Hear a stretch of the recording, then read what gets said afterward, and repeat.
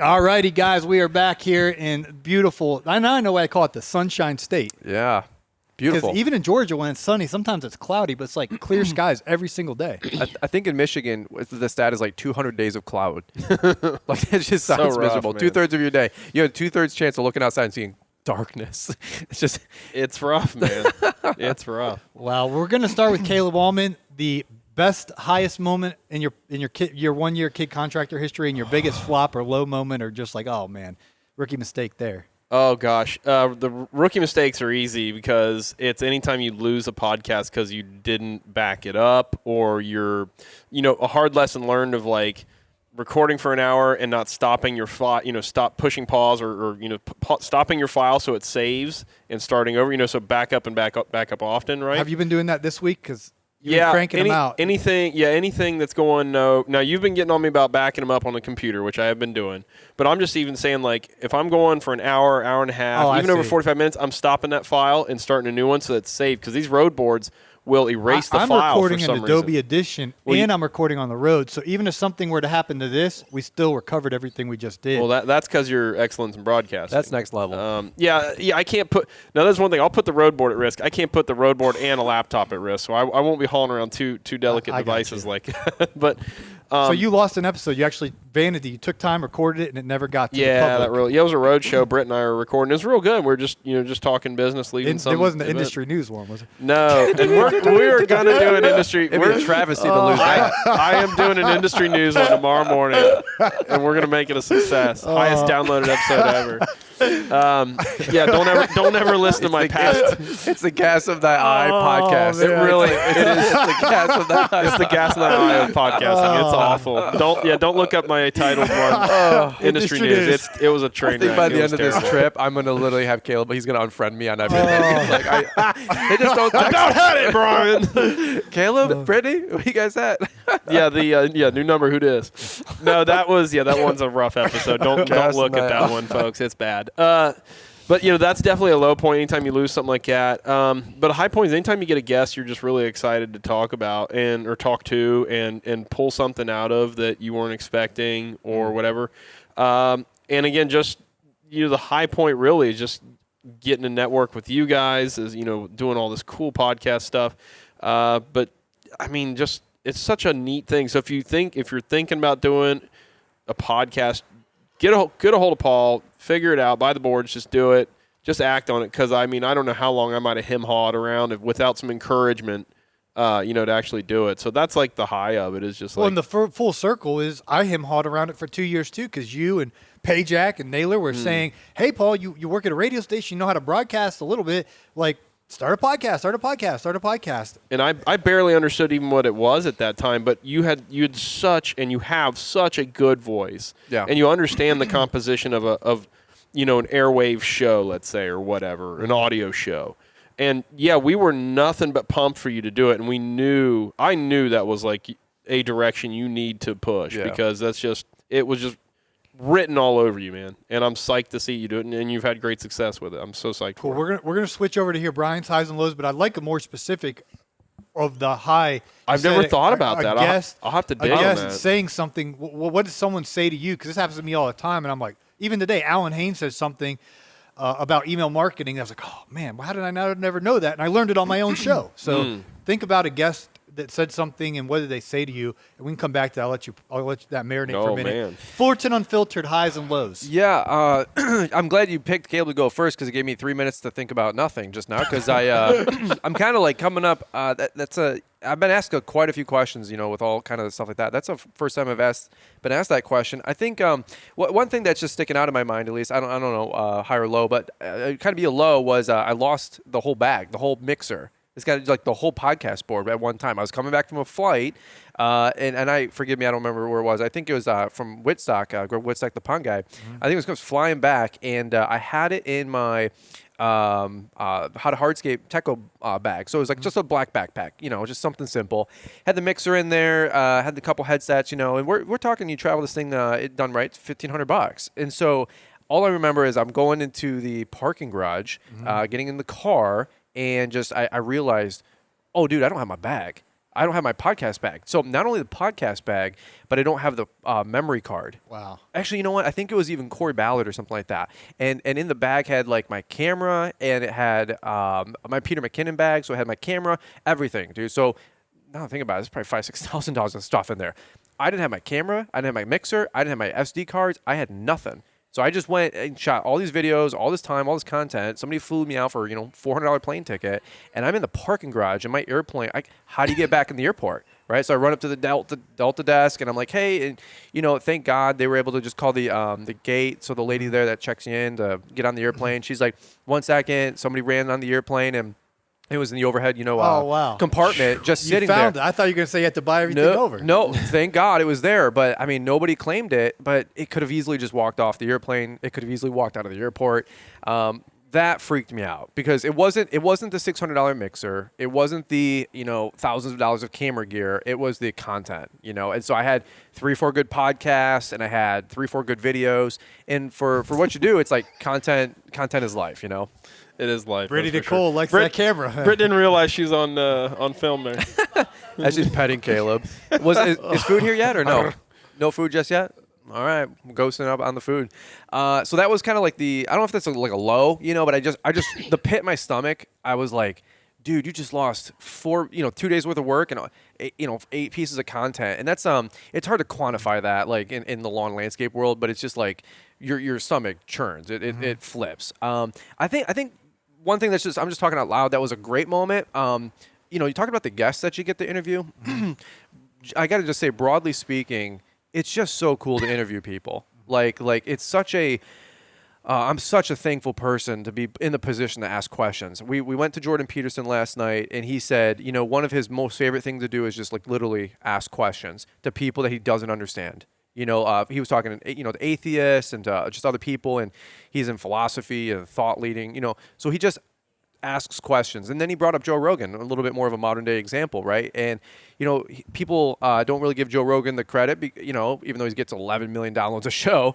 But for 3 hours, he's able to ask intelligent-esque questions to the guest and keep them going. And people don't totally value that or appreciate that or understand what it takes. Because I said earlier to somebody, I'm like, when's the last time you had a 3-hour conversation? It just doesn't happen in today's culture.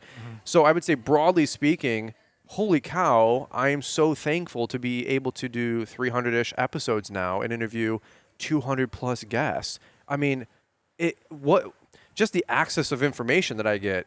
How am I in this seat? How am I that lucky? I do not know. I'm very, very thankful. To go full circle to that, it's hard to bring up any one guest because you name one, you got to name them all. But one that really got me in the beginning was I got to interview Tom Wheelwright.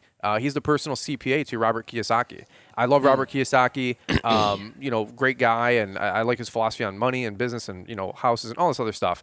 Anyway, we use his CPA firm, his personal accountant CPA firm, and I was able to get Tom Wheelwright on the show. And, some of it's probably worth 8 figures, plus, and does the taxes of people who have 7, 8, 9-figure businesses and personal net worth. So he calls me up and he's like, hey guys, hey Brian, this is Tom. He's got like kind of this, Utah voice. And I'm like, dude, I'm talking to a guy that is 100x my pay grade, like where my self-image was. And I literally got nervous, and once in a while you get nervous from somebody like that. And so I get done. Actually, it was Garrett Sutton, which is corporate direct. That's Robert Kiyosaki's corporate attorney. Which was a banger episode.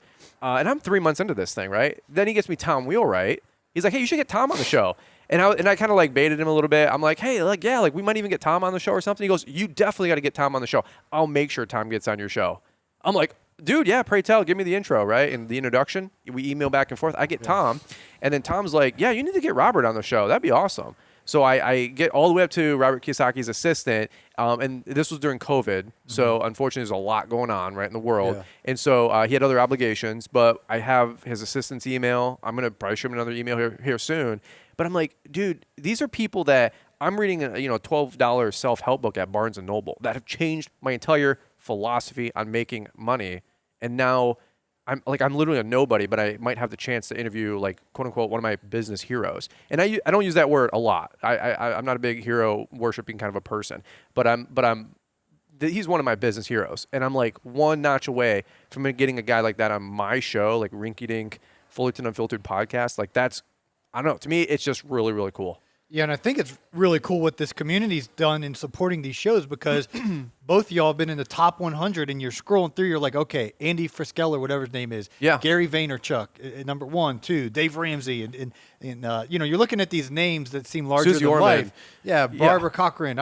You were above her one day. I saw that in a screenshot. Yeah. You're like, Come on, Barbara. yeah, you said something like, leave her in the dust. I don't know. You said something. Had a good day. Yeah, next day she passed away. Somebody gave me a shout out. Yeah, but what's that like to go through? I mean, these are big names, and then there's Kid Contractor, Fullerton Unfiltered. How does that make you feel? Yeah, when I made the list, it lost all legitimacy to it. When I was on there, I was like, Caleb, you're paying this to ain't get on nothing. this thing now. Yeah, I had to pay to get on it. What's your thoughts? Beyond flattering. I mean, it was just crazy. It's like, Yeah. how the heck what is wrong with this algorithm that I'm on here? With our show, and it was so. I got to admit, that was one of the moments in the podcast thing of like, well, that's self-admittedly like. It was pretty cool. I got to admit, I'm like, whoa, I'm up here with the big boys. Like, what the heck? I don't even get it. And it made zero sense to me. And I think it didn't make a lot of sense to anybody else either. But No, it was not true. It was no shock. No, to be fair, it was no shocker to a lot of people that encouraged you to start the podcast that it wouldn't take longer than 6 months for you to be in the top 200. And I'm not just saying that. It's not stage talk or camera talk or whatever podcast talk. That's why so many people, Liz and I included, and many people I know said, Caleb, you're a plethora of knowledge. Please get on something. Get on the podcast. Get on YouTube. Take this stuff serious. We want to hear more of what you have to say.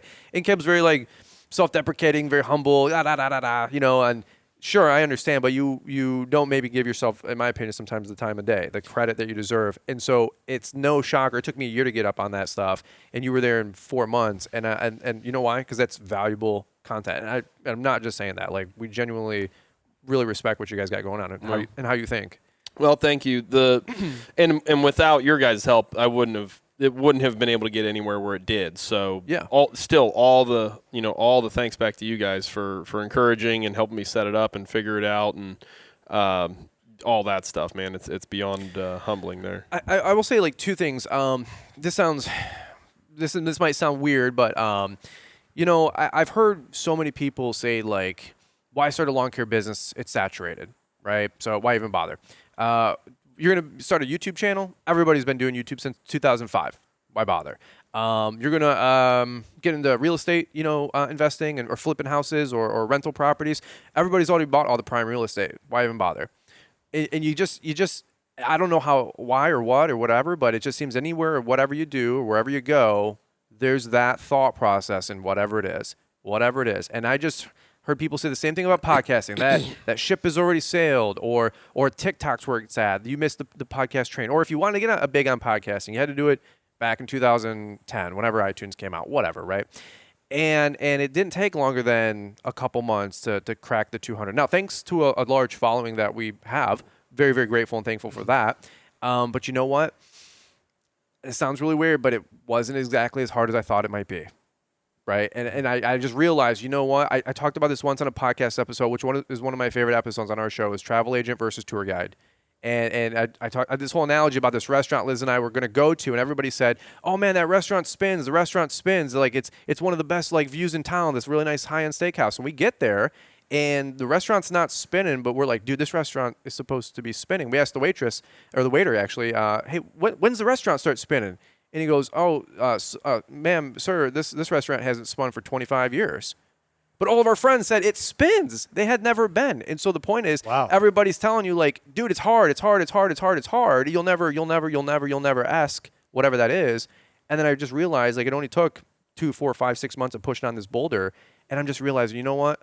A lot of people aren't working hard. A lot of people really don't want it. It's actually maybe a little bit more wide open than you think.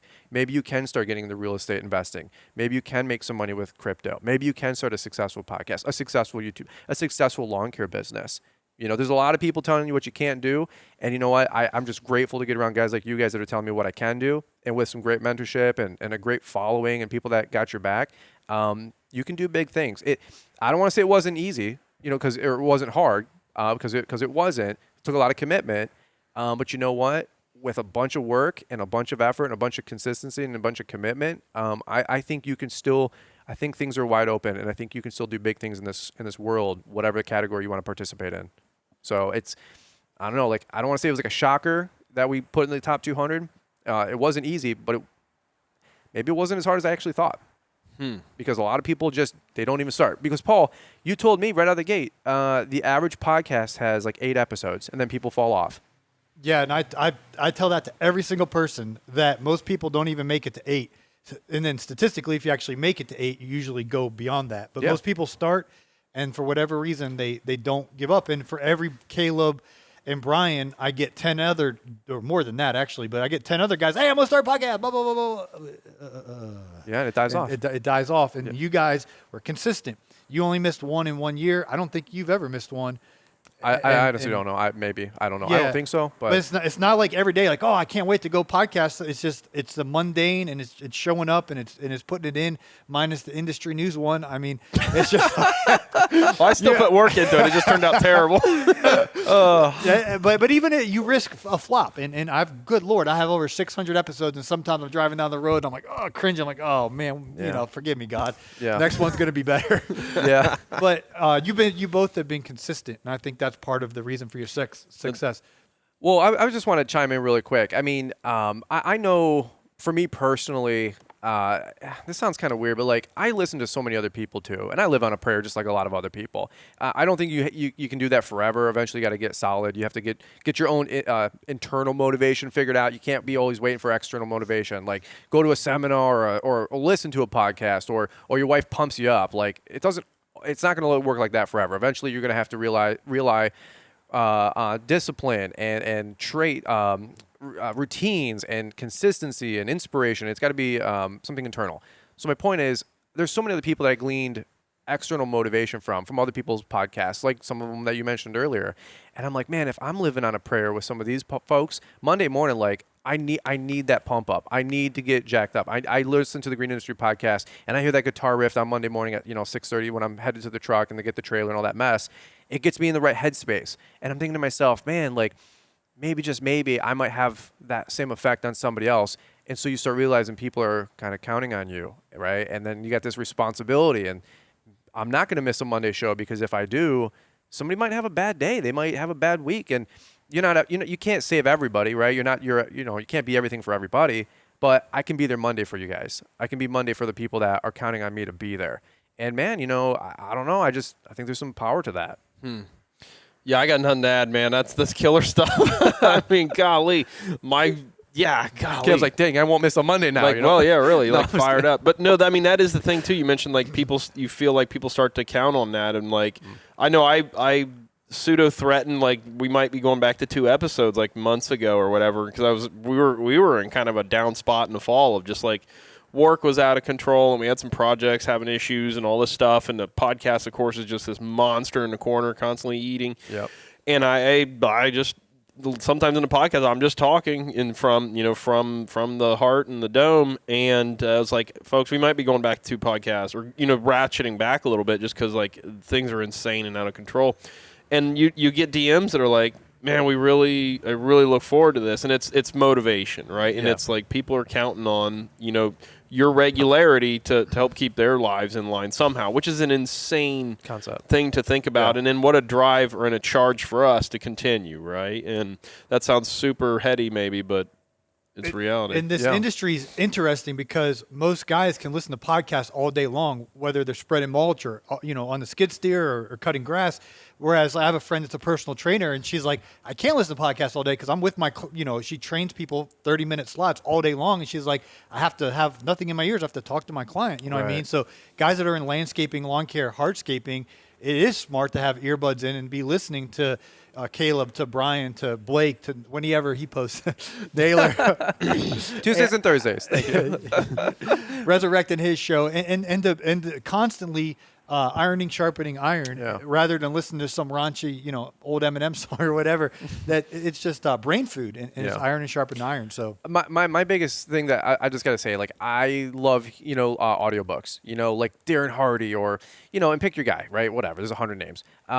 But like a podcast, it's like you can't really maybe necessarily get to hang out with Caleb one-on-one in his work truck Monday through Friday. Okay, he's got a life, responsibilities, families, crews. They're devouring work. It's all these machines moving. It's a lot, right? Mm-hmm. But you can throw on a pair of headphones, and Caleb can be able to record that podcast, and it's almost like you're in the car with him, going on down the road while he's going to his job site and you're going to your job site, and it's your bud. It's your buddy. You're hanging out. You guys are talking shop. And I don't know if you guys have ever been, mowing grass and you're on a mower or you're laying some bricks down and there's a funny moment in a podcast or somebody says a funny joke or analogy and then you start laughing. You start grinning ear to ear, smiling like an idiot, I say. And somebody's backyard trimming and you're just like shaking your head like, I can't believe that guy just said that. Or that was hilarious. And then customer comes out front and goes, hey, man, you all right? And they're like, yeah, why? What's up? Like, oh, dude, I just saw you like laughing a fit on the mower back there. You cut the blades off and you were wiping, laughing hysterically, or even this, crying. Yeah. I know many guys. I've listened to many episodes where I'm like, bro, I need to pop the blades off. I just stop the mower for a second. I'm like, do a little 180 with the mower, and I point away from the house, and I'm just like, somebody cutting onions in here, and I'm just like, there's times where I'm listening to a podcast and it pierces your soul, dude. Like it's like an arrow. And I'm like, oh, my God. And it's like, where else would I have the opportunity to drive in the cab with a Caleb Auman to hear how he thinks and how he approaches business, or a John Pajak, or a Jason Creel, an Alan Hain. Pick the hundreds of different guests that have been on all the different shows. Folks you know the names of and folks you don't know the names of, because you learn something from everybody. I just think that's incredible. What an opportunity. What a gift. What a gift. And I heard somebody say once, like, some people treat a crumb like a feast and other people treat a feast like a crumb. That's good. And I'm telling you what, man, you can tell the people who enjoy the podcast because they treat that crumb like a feast. And I will make sure that crumb proverbially will be there Monday, Wednesday, Friday, because you know what? I need to get fed too. And I'm looking forward to eating that meal on Monday morning. That's fantastic. Caleb, did you think of your best takeaway? The one. There's so many. It's like like you said, you can't mention one guest without feel like you're going to offend somebody, or sure. and just out of rudeness. The one that keeps coming back to me is Paver King, our friend up in Toronto. This sticks with me still. He's like, I had a show with him where it's just he's famous for all these one-liners. I mean, he's always dropping these great one-liners, and one of his things is you can't shovel your way to a better price, and you're talking about always doing that. And then I just lost the other one he said, but more money's made with a pen than a shovel. Or yeah, like that. And you make the most money on the jobs you don't take, and just stuff like that. And it's like there's so many good ones. Yeah, and that show stuck with me a lot because it was just he's full of so much wisdom. He's been doing the hardscape game a long time up there. Yeah, and that was one of the shows. Actually, that one stuck with me a lot. I think actually probably now that I really think about it, stuck with me a lot more than I realized. It makes me think I need to go back through. But I'll tell you what, too, like Britt and I get on, and her and I will just talk through things, too, and it's kind of crazy that we do this. And, like, I look back on that, and I really my wife is just awesome with the running our business together with her. And, like, I love talking out issues with her on a podcast. It's fun. It's therapeutic. It's therapeutic to an extent, and I think it helps other people realize, too, that they're not alone in this insane journey of running companies together, and so I really cherish those episodes. Frankly, her and I getting to be together. And I appreciate as someone who doesn't have a family yet, just to be vulnerable. I get lonely a lot. I don't have a dog. I don't have a wife. My family lives in Ohio, so people see my face all over the internet, so they just think, oh, Paul's bubbly, But a lot of times you guys don't see. I actually get lonely. Yeah, it's a lonesome road, and it's really cool because both of you share your family. I mean, I remember Thanksgiving episode, you and Liz are there, and go to lawentrepreneuracademy.com, motivate, MOD, and I felt like I was funny. I felt like I was hanging awful. out in your apartment with you. Like I was laughing so hard that there's like 20 minutes where they just lost it, and that's one of my favorite episodes, for darn sure. Yeah, but that was I felt a part of the moment with you guys. And I'm laughing, and you thought you couldn't get any more funny, and that you're done. And then it just kept going and going and going. And you and Brittany, share yours, and you could even tell, like, man, I think you're like, man, for 3 days we haven't talked to each other, and you could still like feel the tension on the air. And leave, I get to bed. And the authenticity, because what I can't stand is like a corporate podcast that's all polished and like there's none of that around here. We're I know you spend a lot of time with your show notes, and it's just real, and that's what I enjoy about it. I love it. Oh my God. There's many times where Liz with the baby. She's got her hands full. But there's many times I send her people's podcasts. And I'm like, start at 18 minutes and 52 seconds and listen to this. And it's just like the funniest 3 minutes of that show. And many times it's the Aumans. I'm like, dude, they're fighting. This is awesome. And I don't know why that's funny to me. Like, that's horrible, probably even as a friend. I'm like, dude, they're so funny. They're bickering on the thing. And I go, dude, we just had that same fight 2 weeks ago. Like, we're not the only crazy people on this planet. No, it's got to get ironed out. Everything's got to see the light of day, man. She's like, why would they put down the show? I'm like, I don't know, man. I don't either. Monday content,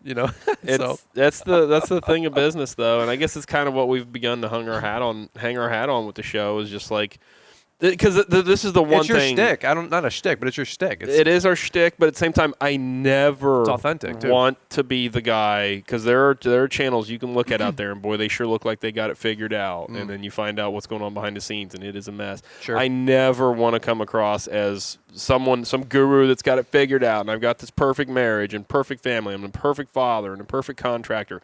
I could make it look like that. I know how to make it look like that. Sure. I never want to give, because we get asked for business advice all the time, and people talk about quitting their full-time jobs and dropping out of school and they're having spousal issues because they're working so freaking much. Like, I never want to make this look easy, because it is not freaking easy, be it podcasting or running a contracting company, lawn care business, whatever. I never want to edit that stuff out too much. There's things that are probably inappropriate sometimes you want to have out, but sure. And private things, absolutely, but I never want to edit that stuff out and make it look easier than it is, because it's not freaking easy. So that is one thing. Put that on my gravestone. I don't want it to look easy, because it's not. Cool. Well, guys, we are going to move on to dinner here at the Hype House. I want to give a bunch of thank yous here before we thank the Hardscape Academy and Entrepreneur Academy Live. Mr. Producer, back in your bunker in the Appalachian Mountains, you've been, think about how many episodes. I'm at like 600 something. You're at... I don't even know, 300, maybe 300. That's 900 there, and you're at... 150, 60 episodes. So that's I don't definitely know. more than 1,000 episodes, Wow. guys. And what you don't understand about broadcasting that I learned early on, I had like 4 episodes out, and I started getting multiple DMs. And in business in general, you want to listen to the customer, the listener, and see what feedback they're giving you. And if it's consistent, there's probably something behind, smoke with the fire type deal. Right. I'm like, hey, man, I'm loving the podcast, but I can barely hear you on the mower. So I blow, the sound wave. I blow it up. I just turn it up. And then there's man, it's like it extorts it. And so one day I was at the radio station and I kept asking this guy, I'm not going to say his name, but I literally asked 2 people that worked at the radio station. It's like, hey, can you teach me how to do this? It's called Adobe Edition. And I was told them the problem, and they kept just, pushing it down the road. yeah. And then I'd email again, hey man, they both pushed me off. I didn't even think to ask Mr. Producer, because he's actually, at the time, was an on-air personality. He was, larger than life in my world. It's like, Yeah. I'm not going to bother him, but I didn't. And so he saw my frustration, and he's like, what are you doing? I was like, I was supposed to meet with so-and-so, and they were going to help me. He's like, I'll show you.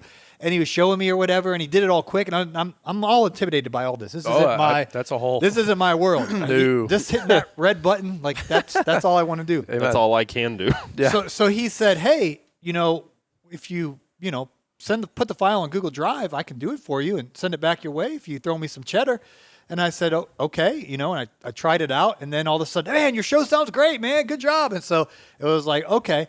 Well, then I started getting ridiculed. I came to GIE, this is my first year of my podcast, and there's all these rumors that people are like, man, Paul thinks he's all, the SHIT, he thinks he has a producer, and it's getting to his head, and he's walking around acting like he's got how Joe Rogan's like young Jamie, and Sure. he's like, Paul's acting like he's got a producer, and I'm at Brian's house, and I'm talking to Mr. Producer on the phone. Brian's like, dude, stop it. I'm like, you're committed, bro. Committed to the shtick. And so, long story short, one day I was getting my tire changed on my old F-150, and Brian's like, I know you're young into it, and you're like, dude, how do you do it? I don't know how to. This is too much, man. And I was like, well, I don't do it. I just hit record. Mr. Producer does everything, and you're like, come on, bro, he's real. And I was like, yeah, here's his number.